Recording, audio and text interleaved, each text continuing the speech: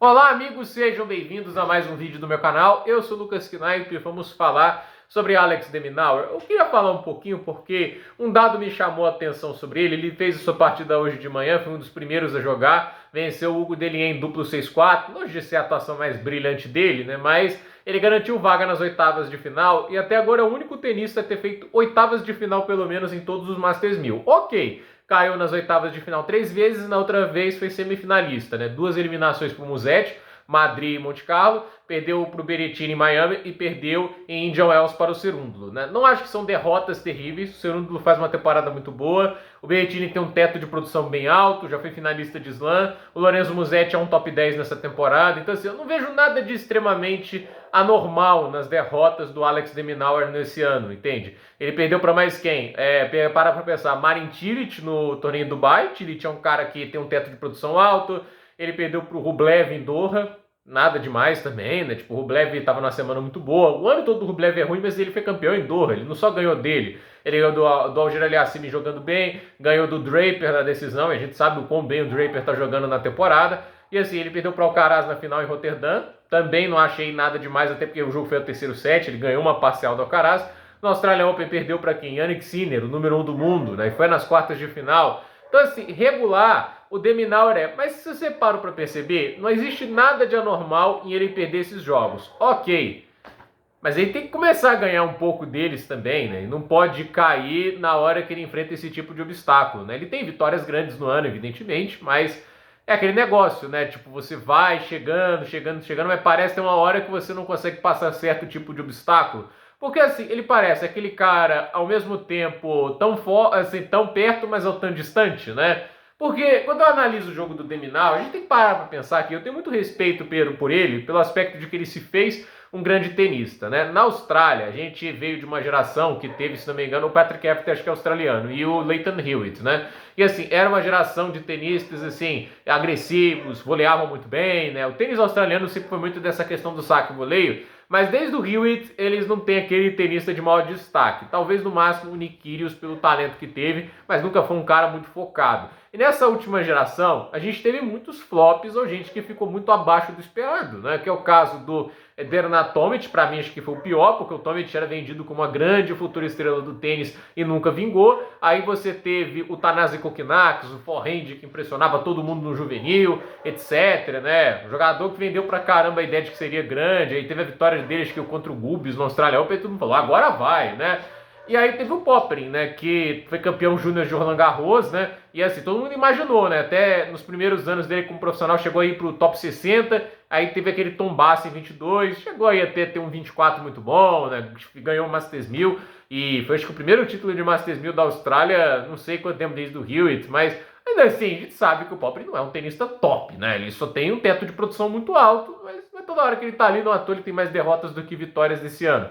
O único tenista regular, top 10 que a Austrália tem hoje é o de Minaur, que era o garoto franzino, que batia muito fraquinho na bola, não sacava bem, só se defendia, corria de um lado para o outro igual ligeirinho, né? É bacana que a gente tenha um tenista que tenha esse tipo de qualidade diferenciada na movimentação, mas assim, ele só virou um top 10 mesmo quando começou a melhorar o saque, a bater mais forte na bola. Hoje é um cara que até saca 210, isso é legal. Ele é um cara que até consegue alguns ataques bem rápidos, tanto de backhand e forehand. Ele claramente tenta jogar mais dentro da quadra. Ele não tenta ser só o cara que fica apanhando o tempo todo. Então, assim, a gente vê mudanças na dinâmica do jogador. Mas é o que falta ainda pro cara deixar de apenas ser o regular para ser o vencedor. Porque ele não ganhou título nessa temporada. Então, assim, pelo menos não me lembro dele ter ganhado. Então, o que falta pro Demo conseguir esse passo extra, né? Eu acho que, assim, é melhorar um pouquinho de tudo no que resume ataque. Eu acho que isso parece muito raso, mas é que assim, eu não vejo nele uma fraqueza muito grande. Eu acho o backhand dele ruim? Não. O forehand dele é ruim? Também não. Ele bate bem em movimento? Não. Ele voleia mal? Não. Inclusive ele voleia muito bem, né? O problema dele é que não é um cara muito alto, então ele não vai ter tanta envergadura, e até por isso eu entendo que ele não vai ser o cara que vai pra rede o tempo todo, porque por ele não ser um cara de tanta envergadura, o mais ágil que ele seja, né, ele não é um cara que vai cobrir a rede com mais facilidade. Então isso faz muito sentido. Agora, ele é um tenista que, a meu ver, está devolvendo o saque mal? Claro que não. Ele é, inclusive, um dos melhores devolvedores. Mas, assim, ao mesmo tempo, é excepcional os ataques dele de forehand? Não. É excepcional os ataques dele de backhand? Também não. Ele tem muita variação de saque? Entende o que eu quero dizer? Ele faz tudo direitinho dentro de quadra. Contra-atacar ele faz de maneira excepcional, isso eu dou crédito a ele, né? Ele movimenta de maneira excepcional, ele tem coisas excepcionais no jogo dele, né? Mas o que ele mais precisa, né, de ter de excepcional é a questão da definição do ponto, né? E eu acho que nesse caso ainda é uma coisa que o De Minaur, assim, em alguns jogos você vê que muitos tenistas aguentam a solidez dele. Ele ainda é um cara que vai prezar mais pela solidez do que propriamente pela letalidade, né? Pelo quanto que ele consegue definir os pontos. E aí eu fico pensando, ele vai ter agora um jogo contra o Tommy Paul. Eu não sei se é o tenista que vai mais incomodar o De Minaur. Eu ainda acho o De Minaur favorito nesse confronto, né? Aí depois ele vai ter um jogo interessante no aspecto de que vai enfrentar um cara agressivo, seja o Hubert Hurkacz ou Jakub Mensik.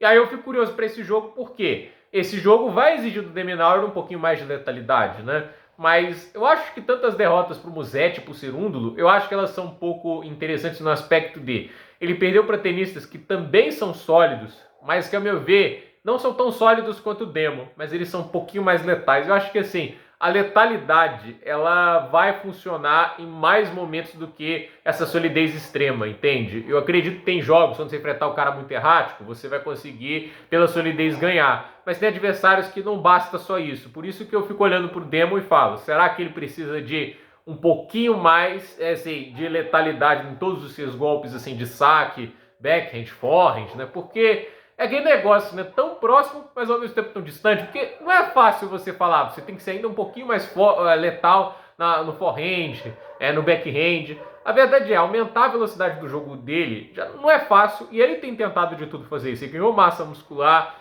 os golpes dele são muito mais rápidos do que antes, né? Bem mais rápido, né? E assim, ele tá sacando uma média de 25 km por hora mais rápido do que ele fazia, acho que há 2 anos atrás. Isso é muita coisa.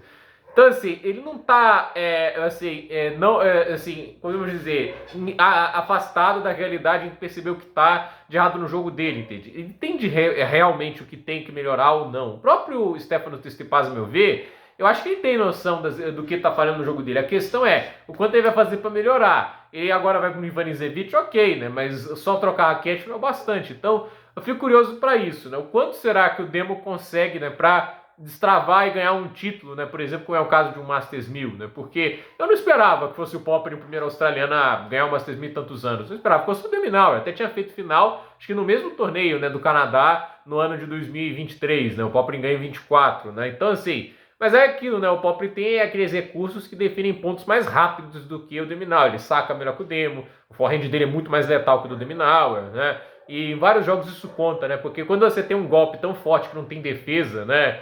Aí quando esse golpe tá machucando de verdade, como foi pro Alexei naquela semana no Canadá, isso acaba incomodando quase qualquer tipo de tenista, né? E o Demo, a bola sólida dele, se você tiver num bom dia, você consegue aguentar, como aconteceu, como eu disse, para esses tenistas que o venceram nos Masters 1000 anteriormente. Então, eu tô curioso para ver. Será que em algum momento o De Minaur consegue evoluir esses detalhes, né? Não me parece tão longe, né? Mas não dá para saber, né? Parece que está perto, mas pode ser que ele ainda esteja longe disso. Mas um top 10, sem dúvida, ele é hoje. Pelo que ele tem de inteligência, pelo que ele tem, obviamente, de consistência. É um cara inegavelmente consistente. A gente está sempre vendo ele longe nos torneios, mas é aquele negócio, né? Tá na hora de levantar os canecos também, e uns canecos de um títulos grandes, porque ele merece. Eu acho que seria injusto, né? O Ruud conseguiu o Masters 1000 dele, eu acho que o Demo merece o dele também. Então, vamos ver o que vai acontecer. E vamos ver o que ele faz amanhã contra o Tommy Paul, porque esse jogo chama atenção. 2 tenistas muito sólidos,